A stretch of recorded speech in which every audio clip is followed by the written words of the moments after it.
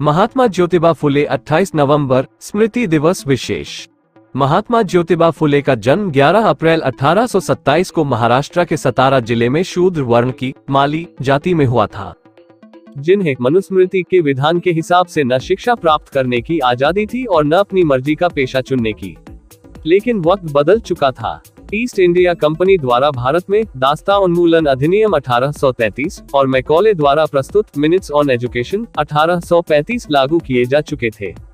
यह मनुस्मृति आधारित सामाजिक व्यवस्था को बदलने वाली एक महान पहल थी, जिसमें जॉन स्टुअर्ट मिल की उल्लेखनीय भूमिका रही। 1848 में मात्र 21 वर्ष की अवस्था में उन्होंने सार्वजनिक जीवन में प्रवेश किया। वर्ष 1840 में उनका विवाह मात्र 9 वर्ष की सावित्रीबाई फुले से हुआ।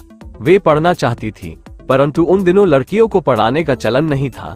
शिक्षा के प्रति पत्नी की ललक देख ज्योतिराव फुले ने उन्हें पढ़ाना शुरू कर दिया।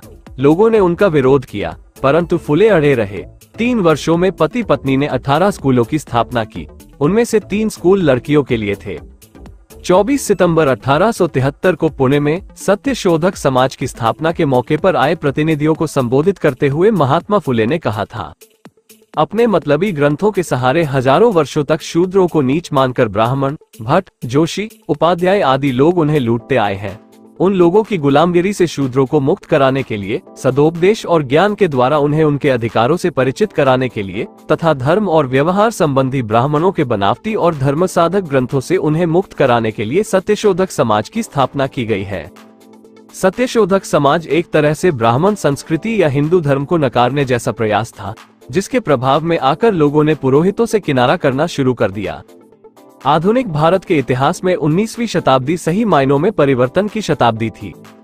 अनेक महापुरुषों ने उस शताब्दी में जन्म लिया।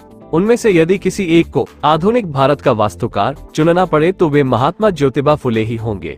उनका कार्य क्षेत्र व्यापक था। स्त्री शिक्षा, बालिकाओं की भ्रूण हत्या, बाल वैधव्य, विधवा विवाह, बाल विवाह, जाति प्रथा और छुआछूत उन्मूलन, धार्मिक आडंबरों का विरोध आदि ऐसा कोई क्षेत्र नहीं है जहां उन्होंने अपनी उपस्थिति दर्ज न कराई हो। 28 नवंबर 1890 को महात्मा ज्योतिराव फुले का निर्वाण हो गया। डॉक्टर अंबेडकर ने 10 अक्टूबर 1946 को अपनी चर्चित रचना शूद्र कौन थे को महात्मा फुले के नाम समर्पित करते हुए लिखा है कि जिन्होंने हिंदू समाज की छोटी जातियों को उच्च वर्णों के प्रति उनकी गुलामी के संबंध में जागृत किया और जिन्होंने विदेशी शासन से मुक्ति पाने से भी सामाजिक लोकतंत्र की स्थापना अधिक महत्वपूर्ण है, इस सिद्धांत का प्रतिपादन किया, उस आधुनिक भारत के महानतम शूद्र महात्मा फुले को सादर समर्पित। डॉक्टर अंबेडकर ने उन्हें अपना गुरु मानते हुए कहा है कि यदि इस धरती पर महात्मा फुले जन्म नहीं लेते तो अंबेडकर का भी निर्माण नहीं होता। महान समाज सुधारक की महान पत्नी सावित्री फुले 3 जनवरी 1831 को खनदोजी नेवसे के घर सावित्रीबाई का जन्म हुआ। 1840 में 9 वर्ष की उम्र में सावित्री का विवाह ज्योतिराव फुले के साथ हो गया था। उनका जीवन साथी एक आदर्श पुरुष था, जो महिलाओं की शिक्षा का समर्थक था, जिसने सावित्री को स्वयं पढ़ाकर शिक्षिका बनाया। जब महात्मा ज्योतिबा फुले को उनके रूढ़िवादी पिता ने घर से निकाल दिया था, तब उस्मान शेख ने महात्मा फुले को रहने के लिए घर दिया और उनके शिक्षा कार्य को बढ़ाने के लिए अपनी बहन फातिमा शेख को सावित्रीबाई फुले की सहायता के लिए शिक्षिका बनाया। सावित्रीबाई फुले भारत की पहली शिक्षिका थी। 1848 से लेकर 1852 के बीच केवल 4 साल की अवधि में उन्होंने 18 स्कूल खोले थे। महात्मा ज्योतिबा फुले और सावित्रीबाई फुले दुनिया के इतिहास में अद्भुत पति पत्नी हुए हैं, जो दोनों ही महान समाज सुधारक रहे हैं। 28 नवंबर 1890 को महात्मा ज्योतिबा फुले की मृत्यु के बाद उनके अनुयायियों के साथ सावित्रीबाई फुले ने भी सत्यशोधक समाज को दूर दूर तक पहुंचाने, अपने पति महात्मा ज्योतिबा फुले के अधूरे कार्यों को पूरा करने व समाज सेवा का कार्य जारी रखा। सन 1897 में पुणे में भयंकर प्लेग फैला। प्लेग के रोगियों की सेवा करते हुए सावित्रीबाई फुले स्वयं भी प्लेग की चपेट में आ गईं और 10 मार्च सन 1897 को उनका निधन हो गया। जिस समाज की भलाई के लिए सावित्रीबाई फुले ने पूरा जीवन लगा दिया, उसी अज्ञानी रूढ़िवादी समाज ने बदले में उनका तिरस्कार किया, उपहास उड़ाया, उन पर कीचड़ गोबर तक फेंका गया। लेकिन सही मायने में समता ममता शिक्षा की साक्षात देवी सावित्रीबाई फुले ने उनकी अज्ञानता पर दया करते हुए समाज सेवा का कार्य निरंतर जारी रखा। सामाजिक क्रांति के प्रेरणा स्रोत ज्योतिबा फुले। यदि हमें आंदोलन की दृष्टि से महात्मा ज्योतिबा फुले के जीवन संघर्ष से प्रेरणा लेकर बहुजन मिशन को उसके लक्ष्य तक पहुंचना है तो हमें क्रांति की 3 पूर्व शर्तों पर ध्यान केंद्रित करना होगा। 1. आत्मसम्मान को जगाकर विद्रोही बनना। क्रांति की पहली शर्त है अपने आत्मसम्मान को जगाकर विद्रोह खड़ा करना।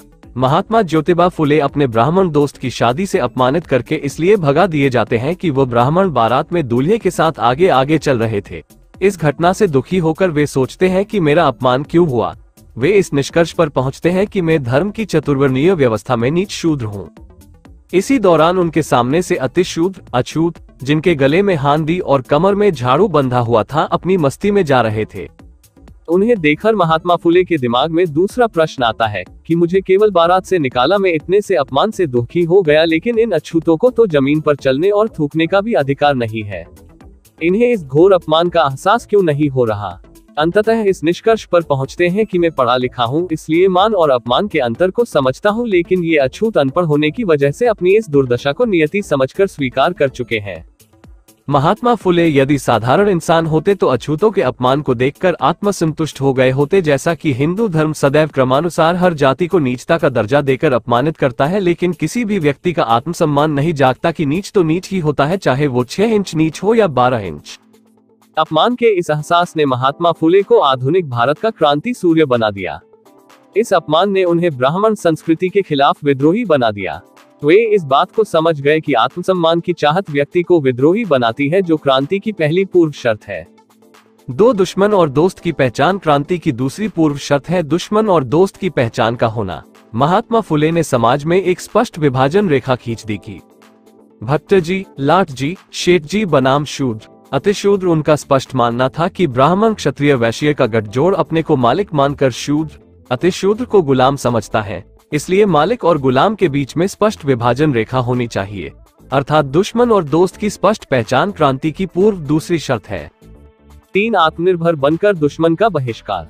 क्रांति की तीसरी पूर्व शर्त है आत्मनिर्भर बनकर दुश्मन का बहिष्कार करना। जब तक गुलाम समाज मालिक समाज पर निर्भर रहेगा, वह उनके खिलाफ विद्रोह नहीं कर सकता। शूद्र, अतिशूद्र समाज जन्म से लेकर मृत्यु पर्यंत संस्कार ब्राह्मण द्वारा करवाता है। इसलिए महात्मा ज्योतिबा फुले ने सत्य शोधक समाज की स्थापना कर सत्य शोधक पद्धति से संस्कार करवाना शुरू किया, ताकि समाज ब्राह्मण की निर्भरता से मुक्त होकर ब्राह्मण का बहिष्कार कर सके और अपनी लड़ाई आत्मनिर्भर बनकर स्वयं लड़ सके। निष्कर्ष के तौर पर हम कह सकते हैं कि महात्मा फुले ने आत्मसम्मान का संघर्ष छेड़कर ब्राह्मण संस्कृति के खिलाफ सत्य शोधक समाज के माध्यम से बुद्ध, अशोक, कबीर, रैदास आदि की श्रमण परंपरा की आधुनिक युग में नींव रखकर उसे पुनर्जीवित किया। नोट: जिस दिन महात्मा ज्योतिबा फुले का परिचय बहुजन समाज को हो जाएगा, उस दिन ओबीसी, SC, ST की सामाजिक, राजनीतिक, आर्थिक सत्ता को कोई नहीं रोक सकता। धन्यवाद। वीडियो अच्छा लगे तो लाइक, सब्सक्राइब, शेयर जरूर करें।